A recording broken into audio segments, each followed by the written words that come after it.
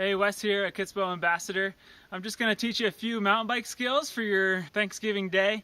Go outside and practice while your turkey's in the oven or middle of the sports ball game.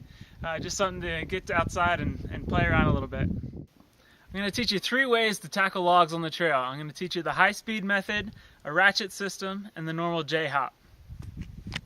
Method number 1, high-speed bunny hop.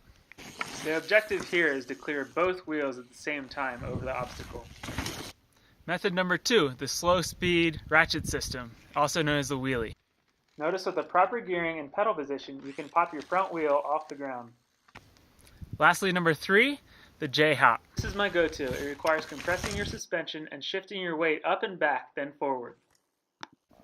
So there you have it, 3 skills to go out in your backyard and practice. All you need is a curb, a log, some kind of obstacle to jump over. Now get out there and play. Happy Thanksgiving!